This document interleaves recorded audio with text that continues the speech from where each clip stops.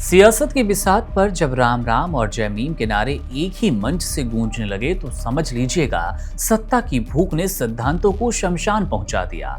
महाराष्ट्र के अकोला और अंबरनाथ में जो कुछ हुआ उसने कट्टर राजनीतिक विश्लेषकों को भी सुन्न कर दिया। जरा सोचिए कि जिस भाजपा के लिए कांग्रेस और ओवैसी की एआईएमआईएम अछूत थे, उसी भाजपा ने कुर्सी के लिए उनके साथ निकाह कर लिया। अपने ही सहयोगी शिवसेना को ठेंगा दिखाकर ओवैसी के पार्षदों के साथ सत्ता का जश्न मनाना भारतीय राजनीति का वो सबसे चौंकाने वाला मोड़ है जिसने साबित कर दिया कि सत्ता के खेल में नैतिकता का चोला सिर्फ भाषणों तक सीमित नजर आता है। आखिर कैसे राम और मीम एक ही नाव पर सवार हो गए? सिद्धांतों की ये चिता अभी ठंडी नहीं हुई कि दिल्ली के तुर्कमान गेट पर 1976 का खौफनाक इतिहास आधी रात को बुलडोजरों की शक्ल में लौट आया। एक तरफ आपकी बरसों पुरानी टैक्स सेविंग बजट 2026 की भेंट चढ़ने वाली है, तो दूसरी तरफ सुप्रीम कोर्ट ने आवारा कुत्तों के आतंक पर कपिल सिब्बल को दिखाया है आईना, और आईना दिखाते हुए ये भी साफ कर दिया कि अब काउंसलिंग नहीं, कार्रवाई का वक्त है। ये चारों खबरें, ये चारों मुद्दे वो गवाह है कि आज के वक्त में कितना कुछ बहुत जल्दी पल भर में बदलता है, तब्दील होता नजर आता है। नमस्कार, मेरा नाम है मुकुंद और आप देखना शुरू कर चुके हैं वन इंडिया का स्पेशल न्यूज बुलेटिन देश दिन भर। राजनीति में कहा जाता है कि ना कोई स्थायी दुश्मन होता है और ना ही कोई स्थायी दोस्त, लेकिन महाराष्ट्र के अंबरनाथ और आकोट में जो कुछ हुआ उसने एक कहावत को मानो हैरानी करने वाला बना दिया और इस कहावत को और ज्यादा पुष्ट कर दिया। अब इसकी कल्पना किसी ने की नहीं थी। कट्टर से कट्टर राजनीतिक विश्लेषक भी ये नहीं समझ पाए कि अब ऐसा कुछ होने जा रहा है राजनीति में जो कि कहावतों को भी मरोड़ देगा, तोड़ देगा और मिटा सा भी देगा। जरा सोचिए, जिस मंच पर भाजपा के नेता खड़े हों और वहीं ओवैसी की पार्टी हो, जी हाँ, वही पार्टी एआईएमआईएम, और इस पार्टी के कार्यकर्ता भी सत्ता का जश्न मना रहे हो, यानी कि बीजेपी और एआईएमआईएम ओवैसी की पार्टी एक साथ खुश हो। बिल्कुल, ये कोई फिल्म का सीन भी नहीं है। यह है महाराष्ट्र की स्थानीय राजनीति की वो असली तस्वीर, वो हकीकत जिसने दिल्ली से लेकर मुंबई तक के गलियारों में हड़कंप मचा दिया। सत्ता की भूख जब सिद्धांतों पर हावी हो जाए तो कैसे राम राम जपने वाली पार्टी जय मीम का नारा लगाने से चूकती नहीं है, एक साथ एक ही नाव पर सवार हो जाती है। इसकी मिसाल अकोला और अंबरनाथ में साफ तौर पर देखने को मिली। अंबरनाथ नगर परिषद के नतीजे आए तो सबसे बड़ी पार्टी बनकर उभरी एकनाथ शिंदे की शिवसेना। कायदे से तो महाराष्ट्र की महायुति सरकार के नाते भाजपा को अपनी सहयोगी शिवसेना का साथ देना चाहिए था, लेकिन असली खेल नतीजों के ठीक बाद शुरू हुआ। भाजपा ने अपनी ही सहयोगी शिवसेना को सत्ता से बाहर रखने का फैसला किया।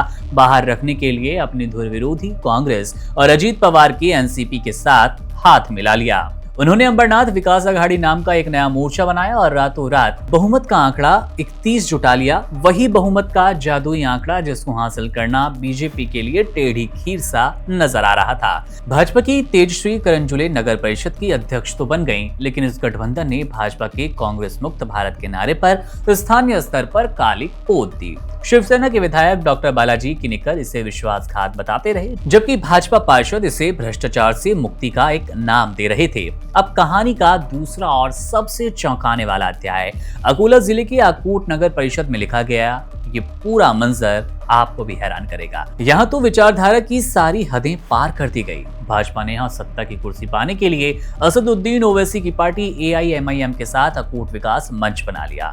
इस खिचड़ी गठबंधन में उद्धव ठाकरे की शिवसेना, शिंदे की शिवसेना, दोनों एनसीपी और बच्चू कुड्डू की पार्टी भी शामिल रही। 35 सीटों वाली इस परिषद में भाजपा की माया धुले को अध्यक्ष बनाने के लिए ओवैसी के 5 पार्षदों ने खुला समर्थन दिया। ये नजारा इतना अप्रत्याशित था कि कुछ ही घंटों में पूरे देश में चर्चा का विषय बना, मीडिया हेडलाइंस बना। जैसे ही इस बेमेल निकाह की खबर मुंबई में देवेंद्र फडणवीस तक पहुंची, उन्होंने तुरंत मोर्चा संभाल लिया। फडणवीस ने इन गठबंधनों को सिरे से खारिज करते हुए इसे पार्टी की नीति के खिलाफ बताया और कड़ी कार्रवाई की चेतावनी भी दी। उधर कांग्रेस ने भी अपने 12 पार्षदों को पार्टी से सस्पेंड कर दिया और अंबरनाथ की पूरी ब्लॉक कमेटी ही भंग कर दी गई। भाजपा के प्रदेश अध्यक्ष रविंद्र चौहान ने अकोट के विधायक प्रकाश भारसाखले को कारण बताओ नोटिस तुरंत जारी कर दिया। पूछा गया कि आखिर उन्होंने पार्टी की छवि को दांव पर लगाकर ओवैसी की पार्टी से हाथ क्यों मिला लिया। हालांकि दबाव बढ़ने पर यह गठबंधन कुछ ही घंटों में टूट गया, लेकिन इन चंद घंटों की सियासत ने यह तो साफ कर दिया कि स्थानीय स्तर पर कुर्सी का मोह इतना बड़ा होता है कि नेता अपने राष्ट्रीय सिद्धांतों और पार्टी की विचारधारा को कचरे के डिब्बे में डालने से जरा भी गुरेज नहीं खाते। महाराष्ट्र की इस घटना ने यह तो साबित कर दिया कि सत्ता के खेल में नैतिकता का चोला सिर्फ भाषणों तक ही सीमित रह गया है, इससे ज्यादा और कुछ नहीं।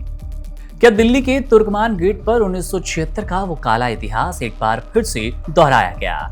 आधी रात के अंधेरे में जब पूरी दिल्ली सो रही थी, तब बुलडोजरों की गड़गड़ाहट और आंसू के गैस लगातार नजर आए। आंसू गैस के धुएं ने एक ऐसी कार्रवाई को अंजाम दिया जिसने इलाके में दहशत और तनाव पैदा कर दिया। तुर्कमान गेट के स्थित ऐतिहासिक फैज इलाही मस्जिद के पास बने अतिक्रमण को बीती रात भारी पुलिस बल की मौजूदगी में जमींदोज किया गया। कई क्लिनिक्स, कई शॉप्स और इसके अलावा एक बारात घर के तोड़े जाने की खबर भी आ रही है। हमारे संवाददाता फील्ड पर मौजूद थे। घटना पर क्या कुछ उन्होंने देखा, देखिए हमारी ये ग्राउंड रिपोर्ट। जो जगह है वहाँ से अतिक्रमण हटाया जा रहा है। पीछे जो आपको मीनारें दिखाई दे रही हैं वो फैज इलाही मस्जिद की हैं। इसको लेकर के आज थोड़ा सा ये हुआ कि कुछ पथराव भी किया गया विरोध में। तो मैं आपको दिखाऊं कि बहुत बड़े क्षेत्र में अतिक्रमण है। प्रशासन ने भी दावा किया है जो फैज इलाही मस्जिद है उसको कोई भी क्षति नहीं पहुंची है। वगैरह तोड़ दी गई, वो पानी का वुजू का जो सदन इधर है, इधर भी कुछ लगा था, ये बाहर है और ये टंकी गिरी हुई है। यहाँ पर एक छोटा सा यहाँ पर क्लिनिक थे, 2 दुकानें थी और एक हॉल था जिसको हम बारात घर या वैसे भी क्या बोल लेते हैं, वो भी था। तो उस समय कुछ लोग यहाँ हैं, हो सकता है अतिक्रमण की वजह से तेजी से भागे हों। तो अगर देखिए चप्पलें यहाँ पड़ी हुई हैं, अगर आप सामने ये मैं थोड़ा सा दिखाना चाहूँगा। ये बेड इस तरह के होते हैं, आपने देखा होगा अस्पताल में। ये देखिए, ये दिखाइए, ये रहते हैं कि उन्होंने या तो जिद की कि हम नोटिस के बाद भी सामान नहीं हटाएंगे, लेकिन प्रशासन नहीं रुका और फिर ये तस्वीरें जो आप देख रहे हैं वो इस तरह की सामान की आपको दिखाई दे रही हैं। इसकी तरफ जो वुजू का पूरा प्रस्थान है वो बिल्कुल सुरक्षित है, बहुत सटीक और उससे इनार के। हालांकि कुछ लोग कहना है कि हमारी कुछ टंकी तोड़ दी गई। नमस्कार, आप दिल्ली से ये तस्वीरें देख रहे हैं। जो पीछे आप देख रहे हैं ये बुलडोजर चल रहा है और ये कुछ जो जगह है वहाँ से अतिक्रमण हटाया जा रहा है और इसकी आज पूरे देश में चर्चा है। चूँकि आप जो दृश्य देख रहे हैं पीछे जो आपको मीनारें दिखाई दे रही हैं वो फैज इलाही मस्जिद की हैं और इस तरफ ये वो एनक्रोचमेंट है जो एमसीडी ने हटाया दिया है। इसको लेकर के आज थोड़ा सा ये हुआ कि कुछ पथराव भी किया गया विरोध में, लेकिन इसके बारे में थोड़ा सा मैं बता दूं कि हुआ क्या क्या। इसमें एमसीडी ने 22 दिसंबर 2025 को एक नोटिस जारी किया था जिसमें आसपास का जो इलाका था लगभग 0.195 एकड़ मस्जिद को छोड़कर उसे अवैध अतिक्रमण बताया गया था। ये उसी जगह पर आप बुलडोजर चलते देख रहे हैं।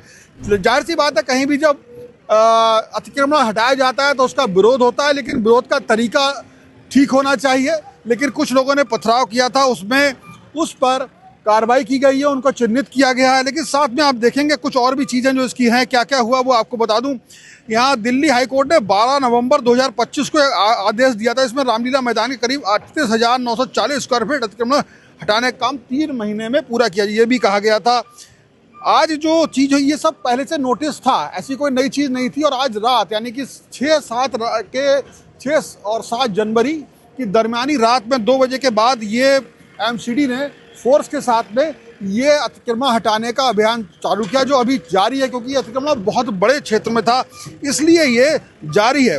हुआ क्या था, एक मस्जिद की जो मेजबानी कमेटी है उसने भी एक उच्च अदालत यानी कि हाई कोर्ट में एक याचिका दायर की थी। इसमें कहा गया था कि ज़मीन मस्जिद के पास वो वक्फ एक्ट के तहत आती है और उसमें उसका अधिकार जो है वक्फ ट्रिब्यूनल के पास है, ना कि एमसीडी या हाई कोर्ट के पास। लेकिन समिति ने यह भी कहा था कि 8,940 स्क्वायर फीट जो भूमि है ज़्यादा, उस पर कोई अवैध कब्जा नहीं किया गया। लेकिन ये जो बात उनकी मानी नहीं गई और ये बात अभी इस पर कोई स्टे नहीं है। तो इसलिए ये कार्रवाई एमसीडी की तरफ से आप देख पा रहे हैं। ये जो है तुर्कमान गेट के पास में, ये तुर्कमान गेट के पास में ये जो है फैज इलाही जो मस्जिद है वो है और लगातार ये रात 2 बजे से अभी तक ये जो है कार्रवाई जारी है। आप देख पा रहे हैं, इधर आपको दिखाएं। और ये ऐसा नहीं है कि बोले, देखिए कितना बड़े क्षेत्र में अतिक्रमण था। ये कार्रवाई दिल्ली हाई कोर्ट के उस सख्त आदेश का पालन थी जिसे लेकर पिछले कई महीनों से कानूनी और सियासी जंग चल रही थी। एमसीडी की टीम जब 30 से अधिक बुलडोजर और ट्रकों के साथ मौके पर पहुंची तो मंजर किसी युद्ध क्षेत्र जैसा नजर आने लगा। जैसे ही मशीनों ने मस्जिद के पास बने बारात घर और डिस्पेंसरी को तोड़ना शुरू किया, स्थानीय लोगों का सब्र अब जवाब देने लगा। करीब 25 से 30 लोगों ने पुलिस टीम पर पथराव शुरू किया, जिसमें 5 पुलिसकर्मी घायल भी बताए गए। स्थिति को नियंत्रण में करने के लिए सुरक्षा बलों को आंसू गैस के गोले दागने पड़े, जिसमें पूरी रात इलाके में अफरा तफरी का माहौल देखा भी गया। प्रशासन का स्पष्ट रूप से कहना है कि मस्जिद के लिए आवंटित 0.195 एकड़ जमीन के अलावा बाकी का करीब 39,000 वर्ग मीटर क्षेत्र पूरी तरह से अवैध अतिक्रमण था। ये पूरी कानूनी प्रक्रिया सेव इंडिया फाउंडेशन की एक याचिका से शुरू हो गई थी, जिस पर सुनवाई करते हुए हाईकोर्ट ने एमसीडी को अतिक्रमण हटाने के लिए 3 महीनों का बड़ा वक्त दिया था। एमसीडी के मुताबिक दिल्ली वक्फ बोर्ड या मस्जिद प्रबंधन समिति उस जमीन के मालिकाना हक से जुड़े पुख्ता कोई भी दस्तावेज पेश ही नहीं कर पाए। हालांकि मस्जिद समिति का पक्ष बिल्कुल अलग है और भावुक भी है। समिति के सदस्यों का दावा है कि प्रशासन जिसे सरकारी जमीन बता रहा है वहां सदियों पुराना कब्रिस्तान हुआ करता था और आज भी जमीन के नीचे दरगाह और कब्रें मौजूद है। मस्जिद समिति से जुड़े बुजुर्गों का यह भी आरोप है कि 1940 की एक पुरानी डीड को ही अंतिम सच मान लिया गया और उनके पक्ष को अदालत में सही से सुना ही नहीं गया। अब इस कार्रवाई ने स्थानीय बुजुर्गों के उन जख्मों को हरा कर दिया जो कि आपातकाल के दौरान इन्हें मिले थे। तब भी तुर्कमान गेट पर इसी तरह के बुलडोजर चले और विरोध करने पर पुलिस की गोलियों से कई लोगों की जान चली गई। आज भी वहां रहने वाले लोग उस दौर को याद कर सिहर उठते हैं।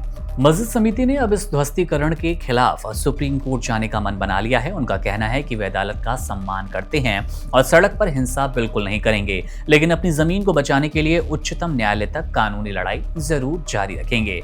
फिलहाल तुर्कमान गेट पर स्थिति तनावपूर्ण अब नजर नहीं आ रही है। मीडिया रिपोर्ट्स में लगातार दावा किया जा रहा है कि जो पत्थरबाजी की घटना देखी गई अब वो निपट चुकी है। भारी पुलिस बल वहां पर तैनात है और इसी तैनाती के बीच अगली कानूनी सुनवाई 22 अप्रैल को होती नजर आएगी। तब तक वो हिस्सा पूरी तरह से साफ हो चुका है जिससे एमसीडी अतिक्रमण और मस्जिद समिति अपनी विरासत बता रही थी।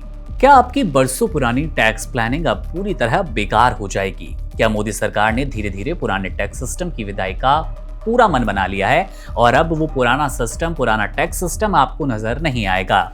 1 फरवरी 2026 का बजट करीब है और जो खबरें छन कर आ रही है वह किसी भी मिडिल क्लास टैक्स पेयर की होश उड़ाने के लिए काफी है, क्योंकि आपकी सैलरी और आपके टैक्स का पूरा गणित बिगड़ने वाला है, वो भी हमेशा के लिए। बजट 2026 की तैयारियों के बीच अब बिल्कुल साफ ये तस्वीर हो रही है कि सरकार देश की कर प्रणाली को एक नई दिशा में ले जाने की पूरी कोशिश कर रही है। साल 2025 के बजट में जो बड़े बदलाव किए गए वो या तो महज एक ट्रेलर थे। असली फिल्म अब बजट 2026 में दिखाई देगी। वित्त मंत्री निर्मला सीतारमण ने न्यू टैक्स रिजिम के तहत टैक्स छूट की सीमा को 3 लाख रुपए से बढ़ाकर 4 लाख रुपए करके पहले ही संकेत दे दिया था कि सरकार का पूरा फोकस होगा नई व्यवस्था पर। इसके साथ ही स्टैंडर्ड डिडक्शन के बढ़ने से अब सैलरी पाने वाले कर्मचारियों के लिए 12.75 लाख रुपए तक की सालाना आय पूरी तरह से टैक्स फ्री होगी। अब यह आंकड़ा किसी भी आम आदमी के लिए चौंकाने वाला है, क्योंकि कुछ साल पहले तक इतनी बड़ी रकम पर भारी भरकम आपको टैक्स चुकाना पड़ता था। आपको अच्छे से याद होगा 2025 से पहले आप कितना टैक्स पे करते थे 12 लाख की रकम के नीचे। अब जब बजट 2026 बिल्कुल मुहाने पर खड़ा है तो देश के करोड़ों टैक्स पेयर्स के मन में एक ही उलझन है, और उलझन ये कि अपने पुराने निवेशों और कटौतियों के भरोसे ओल्ड टैक्स रिजिम में बने रहें या फिर बिना किसी झंझट वाले न्यू टैक्स रिजिम में शिफ्ट हो जाएं। अब अगर हम सरकारी आंकड़ों पर नजर डालें तो स्थिति और भी हैरान करेगी। असेसमेंट ईयर 2024-25 में दाखिल किए गए कुल 7.28 करोड़ इनकम टैक्स रिटर्न में से करीब 72% यानी कि 5.27 करोड़ लोगों ने न्यू टैक्स रेजिम को चुन लिया था। ओल्ड टैक्स रेजिम चुनने वालों की संख्या घटकर अब सिर्फ 2.01 करोड़ रह गई। ये रुझान आपको बताता है कि सरकार आने वाले बजट में न्यू टैक्स रेजिम को और भी ज्यादा आकर्षक बना सकती है, जिससे कि पुराने सिस्टम की अहमियत लगभग समाप्त हो जाए। अब न्यू टैक्स रिजिम में सैलरीड कर्मचारियों और पेंशनर्स को मिलने वाले 75,000 रुपए के स्टैंडर्ड डिडक्शन ने भी खेल को पूरी तरह बदल दिया। इसके साथ ही 12 लाख रुपए तक की आय पर मिलने वाली टैक्स रिबेट ने मिडिल क्लास को वो राहत भी दी जिसकी कल्पना पहले की ही नहीं गई। विशेषज्ञों का तो ये भी मानना है कि इन बदलावों से आम आदमी की जेब में पहले के मुकाबले ज्यादा पैसा बचने वाला है, जिससे बाजार में खर्च और निवेश दोनों की रफ्तार को तेजी मिलेगी। सबसे बड़ी राहत उन लोगों के लिए है जिनकी आय 24 लाख रुपए से ऊपर है, क्योंकि अब 30% का उच्चतम टैक्स स्लैब सिर्फ 24 लाख से ज्यादा की कमाई पर लागू होता है। यानी कि 24 लाख से अगर आपकी कमाई कम है तो आपको ये भारी भरकम टैक्स नहीं चुकाना पड़ेगा, क्योंकि आपको पता होगा कि इससे पहले ये सीमा बहुत अधिक हुआ करती थी। अब इसे एक आपको एग्जाम्पल से समझाते हैं, उदाहरण से समझाने की कोशिश करते हैं। अगर आपकी सालाना आय 7.5 लाख रुपए है तो पुराने सिस्टम में आपको करीब 65,000 रुपए का टैक्स देना पड़ता था, लेकिन न्यू टैक्स रिजिम में अब आपको टैक्स बिल्कुल फ्री यानी कि जीरो टैक्स देना पड़ेगा। इसी तरह से 15 लाख रुपए कमाने वालों को अब पुराने सिस्टम के मुकाबले करीब 36,400 रुपए की सीधी बचत होने वाली है। हालांकि जैसे जैसे आपकी आय 30 लाख रुपए से ऊपर जाती है तो ये बचत की जो राशि है वो कम होती जाएगी। सरकार का मकसद बहुत सीधा, बहुत सरल है कि टैक्स भरने की प्रक्रिया को इतना सरल बना दिया जाए कि आपको निवेश के कागजों का अंबार न लगाना पड़े और आप अपनी सीधी कमाई पर कम दर से टैक्स देकर फ्री भी हो जाएं। बजट 2026 में इस दिशा में कुछ और बड़े धमाके होने वाले हैं जो कि मिडिल क्लास की तकदीर बदलेंगे, किस्मत भी बदल सकते हैं। उन पर हमने डिटेल वीडियोस बनाए हैं। आपको वन इंडिया हिंदी पर अलग अलग वीडियो आपके इंटरेस्ट के, आपके सवालों के मिल जाएंगे। जब देश की अदालत बड़ी अदालत में वरिष्ठ वकील कपिल सिब्बल ने सीना ठोक कर दलील दी कि वे आज तक कई मंदिरों, कई सार्वजनिक जगहों पर गए लेकिन उन्हें कभी किसी कुत्ते ने काटा नहीं, तो सुप्रीम कोर्ट ने जो जवाब दिया वो आज हर उस बेबस इंसान की आवाज बन गया जिसने इन आवारा कुत्तों का आतंक झेला। जस्टिस विक्रमनाथ, जस्टिस मेहता और जस्टिस एनवी अंजारिया की बेंच ने सिब्बल को आईना दिखाया और तीखे लहजे में कहा, सिब्बल साहब आप बहुत खुशकिस्मत हैं कि आप बच गए, लेकिन हकीकत तो ये कि देश की सड़कों पर लोगों को काटा जा रहा है, मासूम बच्चों को लहूलुहान किया जा रहा है और लोग रेबीज जैसी जानलेवा बीमारी से तड़प तड़प कर मर भी रहे हैं।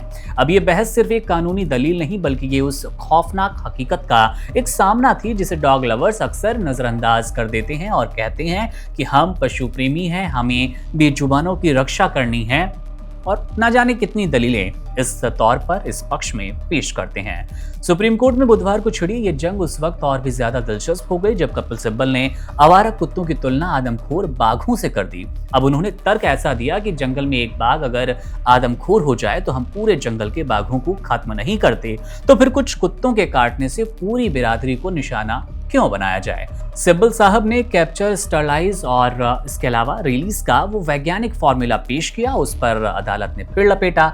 अदालत ने ऐसा करारा व्यंग्य किया, ऐसा तंज कसा कि कोर्ट रूम में सन्नाटा पसर गया। सुप्रीम कोर्ट ने चुटकी लेते हुए कहा कि अब तो बस कुत्तों को काउंसलिंग देना भर बाकी रह गया है, वो भी शुरू की जाए ताकि प्रशासन उन्हें नसबंदी के बाद जब वापस गलियों में छोड़े तो वो इंसानों को ना काटे और ऐसा वादा करके जाए कि किसी इंसान को परेशान नहीं करेंगे। अब अदालत का ये तंज उन अधिकारियों, एनिमल एक्टिविस्ट के लिए एक बड़ा झटका था जो कि सड़कों पर कुत्तों की बढ़ती तादाद को सिर्फ नसबंदी का मुद्दा मानते हैं और खुद को बड़ा डॉग लवर बताते हैं। अदालत ने बहुत ही सख्त शब्दों में कपिल सिब्बल को फटकार लगाते हुए कहा कि आपकी जानकारी शायद पुरानी है, क्योंकि कुत्ते अब सिर्फ काट नहीं रहे बल्कि मौत का दूसरा नाम भी बन चुके हैं। जस्टिस की बेंच ने कहा कि आवारा कुत्तों का सड़कों पर अचानक गाड़ियों के सामने आ जाना, वाहनों का पीछा करना बड़ी सड़क दुर्घटनाओं का कारण बना है और लगातार ऐसे घटनाक्रमों में बढ़ोतरी हो रही है, नंबर बढ़ रहे हैं। कोर्ट ने यह भी सवाल उठाया कि आखिर स्कूलों, अस्पतालों और सरकारी परिसरों के भीतर इन कुत्तों की मौजूदगी की जरूरत ही क्या है। Prevention is better than cure का मंत्र देते हुए सुप्रीम कोर्ट ने साफ कर दिया कि सड़कों को कुत्तों से पूरी तरह से सुरक्षित और साफ किया जाए, क्योंकि ये आम जनता की सुरक्षा और सार्वजनिक हित से जुड़ा गंभीर मुद्दा बन रहा है। अब सुनवाई के दौरान सॉलिसिटर जनरल तुषार मेहता ने भी बहस में एक बढ़िया सा तड़का लगाया। तड़का लगाते हुए एक बड़ा सवाल किया। उन्होंने पूछा कि क्या गेटेड सोसाइटी और रिहायशी कॉलोनियों में कुत्ते रखने का फैसला वहां रहने वाले लोगों की वोटिंग के आधार पर नहीं होना चाहिए। अब उन्होंने मजाकिया अंदाज में ही कहा, लेकिन अंदाज में एक गंभीरता भी छिपी थी कि आज कोई कुत्ता पालने की अगर जिद कर रहा है, कल कोई ताजा दूध पीने के लिए अपने फ्लैट में भैंस लाने की जिद करेगा तो क्या इसकी इजाजत दे दी जाए। आखिर दूसरों की सुविधा और सुरक्षा का क्या होगा? ये मामला 2025 में आपको बता दें कि एक मीडिया रिपोर्ट के बाद शुरू हुआ और इस पूरे मामले में 5 बार सुनवाई हो चुकी है। लेकिन बुधवार की तीखी बहस ने साफ कर दिया कि सुप्रीम कोर्ट अब किसी डॉग लवर की दलीलों के आगे इंसानी जान को तो बिल्कुल दांव पर लगाने के मूड में नहीं है। देखना यह भी दिलचस्प होगा कि सिब्बल साहब का बाघ वाला उदाहरण और कोर्ट की काउंसलिंग वाली टिप्पणी इस मामले को किस मोड़ पर ले जाती है।